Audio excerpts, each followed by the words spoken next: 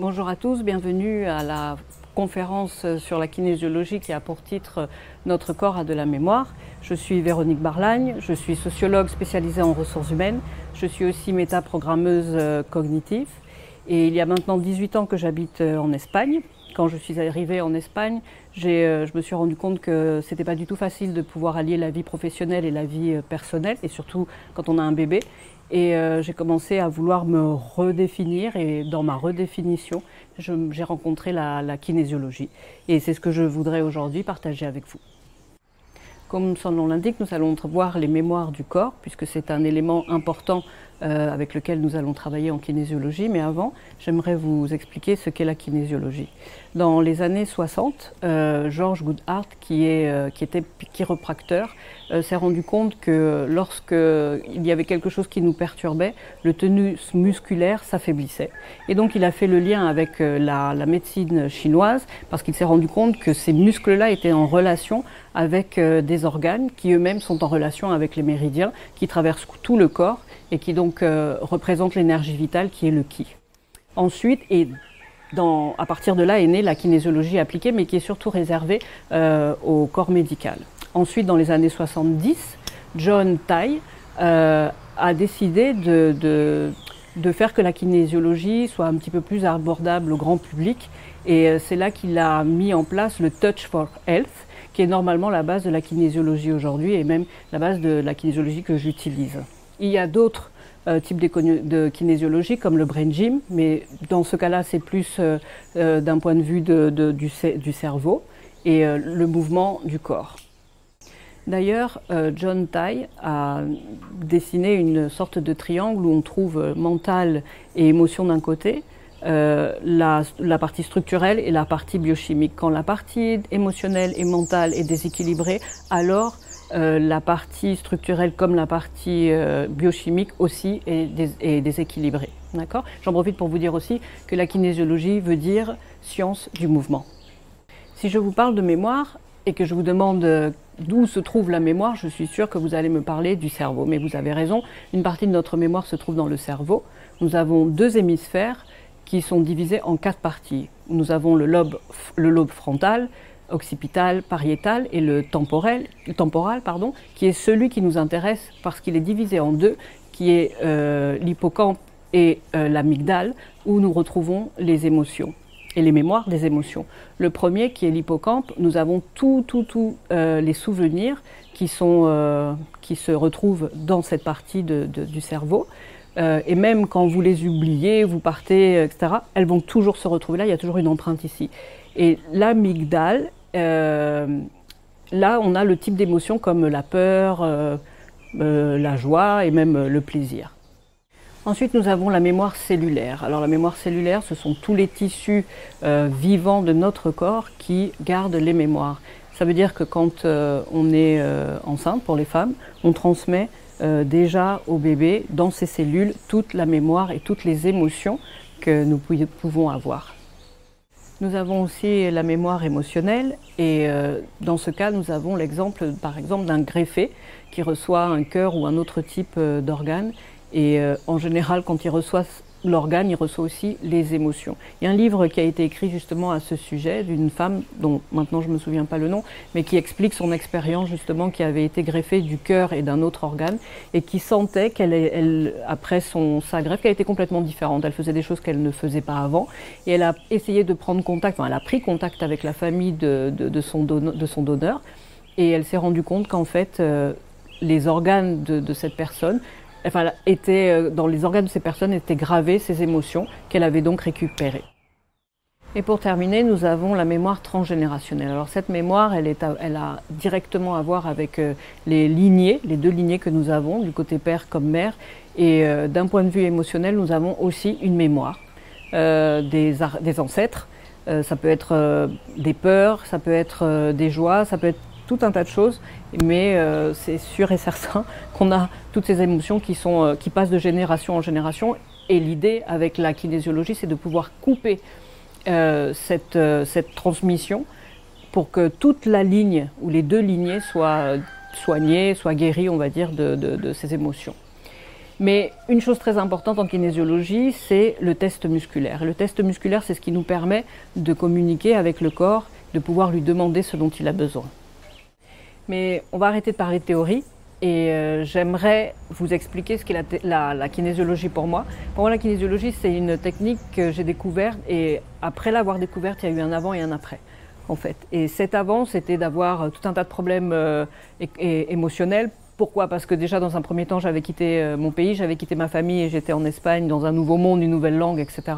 Et d'avoir rencontré des gens qui m'ont initié à la kinésiologie, ça m'a permis de comprendre énormément de choses sur moi-même, sur ma famille, sur toutes mes émotions, d'où elles venaient et de pouvoir on va dire les nettoyer.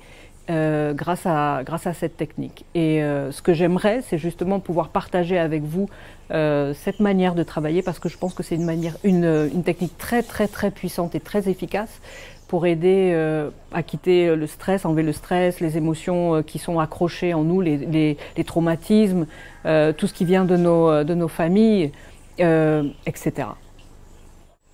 L'avantage avec la kinésiologie, c'est qu'on peut l'utiliser pour toutes sortes de choses. On peut l'utiliser pour le stress, on peut l'utiliser pour les addictions, on peut l'utiliser pour les maladies, mais dans les maladies, attention, n'oubliez pas que c'est complémentaire. C'est pas la kinésiologie qui va vous guérir. Hein, il faut quand même aller voir votre médecin. On peut l'utiliser pour les problèmes de couple, donc les problèmes de relation. On peut les utiliser pour les phobies. Pour changer les croyances aussi, qui peuvent être très limitantes. Donc ça peut être aussi très utile. Quoi d'autre? Aussi nutritionnel. On peut détecter avec la kinésiologie les intolérances, la toxicité, des allergies aussi. Bref, il y a un champ d'action qui est très important. On a une partie structurelle aussi, donc tout ce qui a à voir avec les différents muscles, les os du corps. On peut travailler tout ce qui est crânio-facial. On a une partie électromagnétique aussi qui est très intéressante parce que celle-ci, elle est un petit peu plus, on va dire, il y a une partie un petit peu plus, pas spirituelle, mais un petit peu plus, bon, énergétique, voilà, on va dire ça comme ça. Qu'est-ce qu'on a d'autre? On a une partie qui est totalement dédiée à ce qui est la médecine chinoise. Donc on peut travailler exactement de la même manière qu'on travaillera les émotions avec d'autres techniques, mais là sur ce coup-là avec la médecine chinoise. On peut l'utiliser avec des fleurs de bac, bref, c'est une technique qui donne énormément de jeux et on peut même l'utiliser dans les entreprises.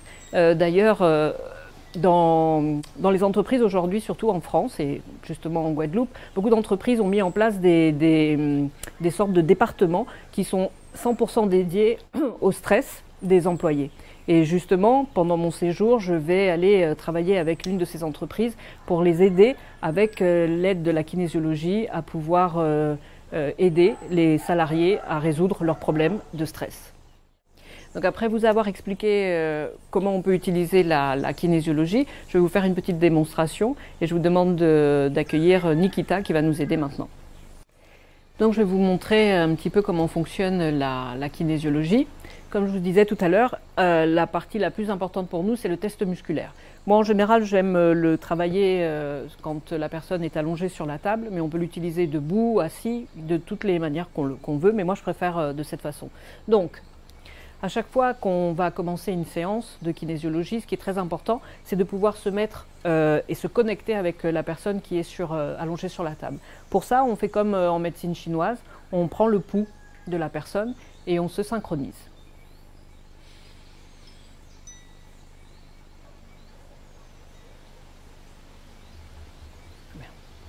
Une fois qu'on est synchronisé, on va faire un pré-test. D'accord? Donc là, quand je prends, vous voyez que je ne prends pas les poignets comme ça, je les prends légèrement parce que ce n'est pas la peine de lui faire mal. Et avec un léger mouvement, je regarde comment est le muscle indicateur de cette personne. D'accord? Donc je vais faire un pré-test. Je vais descendre l'énergie. Et comme vous le voyez, il y a un changement. Ce changement, c'est ce qui va nous permettre de communiquer avec le corps. À chaque fois qu'il y aura un changement, il nous explique, ça voudra dire qu'il y a effectivement une partie qui s'affaiblit dans le corps et donc nous donne une information. Ok? Je vais lui remonter quand même l'énergie. Ok, voilà. Donc, pour commencer une séance de kinésiologie, normalement, je vais juste reposer les bras, on doit parler avec la personne et on doit déterminer un objectif. Pour le coup, ce que moi j'ai décidé de faire, j'ai décidé de ne pas lui poser de questions, mais j'ai décidé d'entrer directement avec l'un des corps qu'on va travailler lors de la formation. Et avant, j'ai fait un petit test et celui qui a accepté de nous donner des informations, c'est celui transgénérationnel. Donc, avant tout, et c'est la base de la kinésiologie pour moi, on doit faire un premier rééquilibre, sinon les réponses ne seront pas correctes. Donc, on repart depuis le début et je demande à son corps si on doit travailler avec le protocole initial de la kinésiologie. Il me dit oui et je demande quoi? Si c'est l'hydratation, oui. Donc, si c'est l'hydratation, elle a besoin de boire de l'eau. Voilà.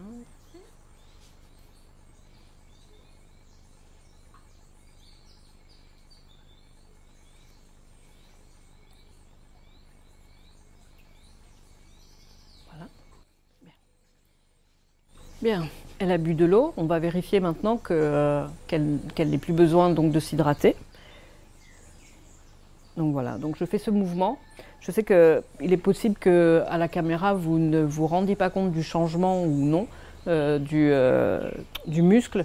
Il est parfois subtil, donc, mais moi je le ressens. D'accord. Donc voilà, je vous dis juste ça. On va demander s'il y a autre chose du protocole initial qu'il faut rééquilibrer. Donc je demande, y a-t-il autre chose du protocole initial qu'il faut rééquilibrer? Et là, on a le changement clairement. Je pense que vous pouvez le voir, qu'il y a un changement. Donc je vais demander quoi?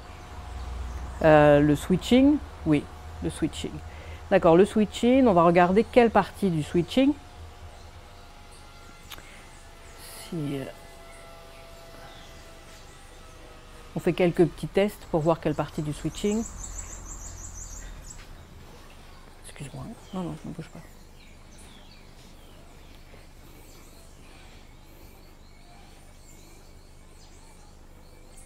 Ok. Alors, assieds-toi, s'il te plaît. Et on va faire le switching. Assieds-toi, mets-toi les jambes par là parce que sinon tu seras mal à l'aise. Le switching fonctionne en trois parties. On a d'abord une partie qui est Renmai et Dumai, qui sont deux méridiens de la médecine chinoise. Et donc, tu vas faire ça. Et tu vas... Voilà.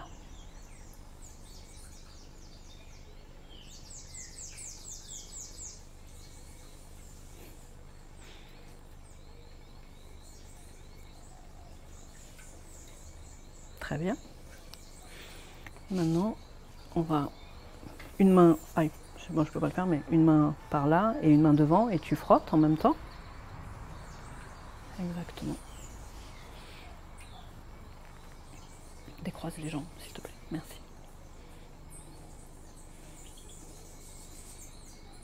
Ok.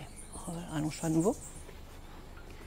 Alors en théorie, on peut tester combien de temps la personne doit faire les exercices, si elle doit faire seulement Renmai Dumai, si elle doit faire seulement cette partie ou autre chose. Il y a aussi les mouvements oculaires. Est-ce qu'elle doit faire un mouvement oculaire dans le sens des aiguilles du monde, dans le sens inverse, regarder à gauche, regarder à droite? Tout ça, on peut le tester et demander donc au corps ce qu'il en pense. D'accord? Mais là, on le fait un petit peu plus basique. D'accord? Alors maintenant, on va demander si on a besoin de plus de correction du switching. A-t-on besoin de plus de correction du switching? Non. Et on va demander s'il y a autre chose du protocole initial qu'on doit équilibrer. Y a-t-il autre chose? Non.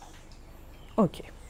Donc, quand on fait de la kinésiologie, quand on commence à travailler sur un objectif ou un problème, entre guillemets, qu'une personne nous explique, on doit demander si c'est prioritaire. Ce qui est très important à savoir, parce que si ce n'est pas prioritaire, on doit passer à un autre objectif.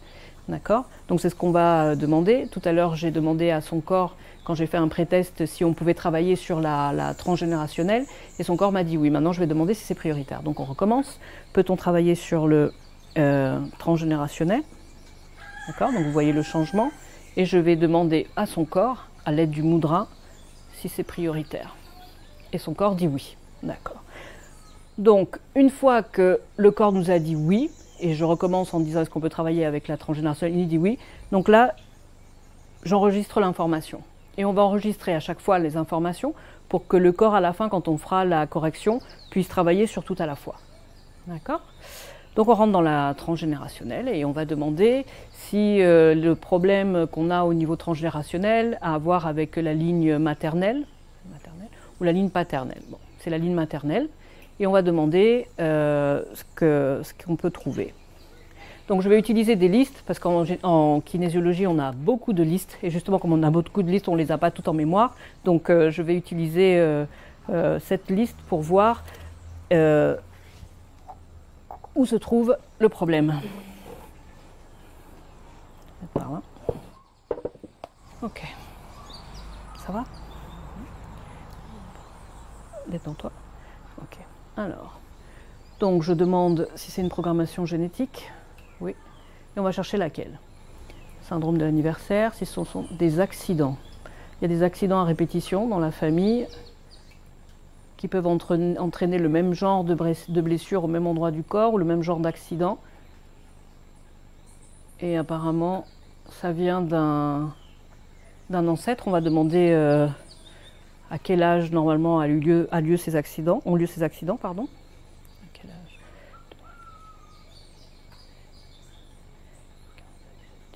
18, donc vers 18 ans. Ça va?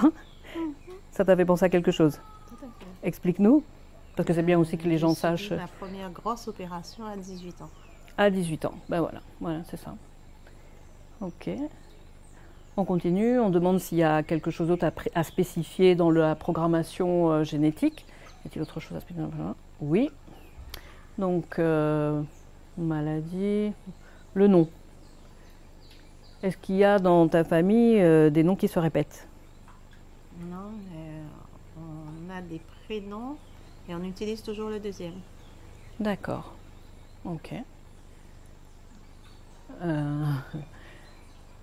Donc on va demander s'il y a autre chose à spécifier. Répéter la vie d'un autre, projet des parents. Les fantômes, d'accord. Alors on a une partie qui s'appelle des fantômes, mais ce n'est pas des fantômes comme les gens peuvent l'imaginer, mais ce sont différents faits qui peuvent se reproduire comme les avortements. Normalement, en général, quand une femme de la famille a eu un avortement, dans la lignée, non, ça se répète. Donc, alors on va voir quel fantôme il y a dans la famille. Donc, là,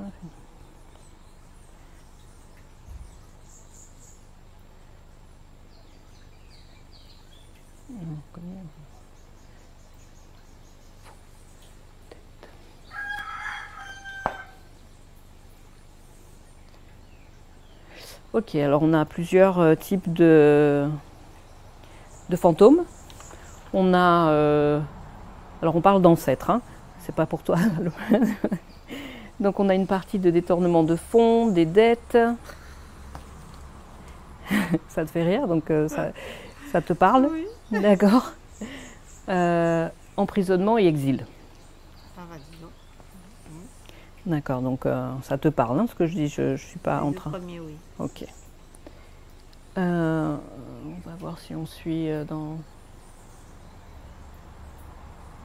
Ok, et on a un mort mal enterré. Alors un mort mal enterré, ça veut dire que c'est quelqu'un qui est mort dans la famille et peut-être que les gens ne savent pas qu'il est décédé et son corps a été enterré quelque part et on ne sait pas où.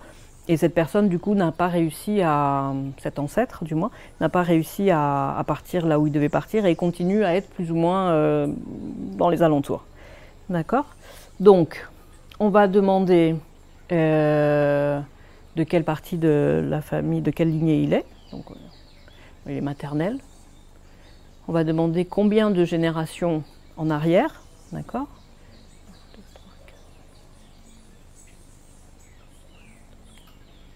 16 générations en arrière, donc il est très loin. Et on va demander si on peut l'aider à trouver sa place. Oui, ok.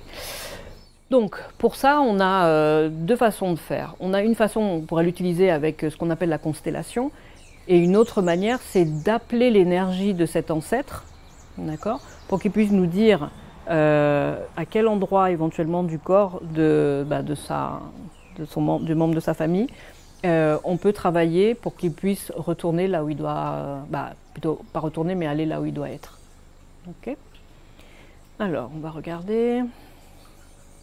D'accord, donc on va faire venir l'énergie. Une fois que l'énergie de cet ancêtre est présent, il y aura un changement. Non là, donc là, vous voyez comment se trouvent les mains. Il y aura un changement. Si vous regardez les pouces, vous verrez où se trouve plus ou moins maintenant le muscle. Et quand on va appeler l'ancêtre, il devrait y avoir un changement. Donc on va demander à cet ancêtre de venir, qui est de la lignée maternelle, de venir pour nous aider à justement l'aider à pouvoir trouver sa place. D'accord? Donc là, vous voyez le changement, les pouces on va dire, se sont égalisés, sont plus ou moins ensemble, au même niveau. D'accord, alors on va lui demander, est-ce qu'il faut qu'on travaille sur le corps de Nikita? Oui, et on va voir, on va chercher la partie du corps. On va voir les pieds, les chevilles, les genoux. Genou droit, genou gauche. Le genou gauche, ok, et avec quoi? Est-ce qu'on a besoin de minéraux? On a besoin de minéraux, comme un quartz par exemple. Combien de temps on doit laisser le quartz? Des minutes? Oui, combien? 1, 2, 3 minutes. Ok. On doit spécifier quelque chose d'autre? Non. Ok. Donc, on va utiliser un quartz. Donc on met le quartz 3 minutes sur le genou, comme le corps nous l'a demandé. Je ne vais pas faire toute la séance avec vous, je voulais juste que vous puissiez vous rendre compte qu'effectivement le corps a la mémoire dans ses cellules, puisqu'on parle de la transgénérationnelle, et vous avez vu qu'on a la mémoire des ancêtres qui sont qu'on a pu retrouver dans son corps. On va aussi travailler durant la formation sur la kinésiologie émotionnelle, et dans la kinésiologie émotionnelle, on va travailler avec des formes de correction différentes qui peuvent être aussi similaires mais quand même différentes, puisque finalement c'est le corps qui nous demande ce qu'il veut. Et dans la partie de l'émotionnel, on va travailler beaucoup avec les fleurs de Bach, des minéraux comme là par exemple, la régression, donc on va partir sur des vies passées, la vie présente et même des vies futures.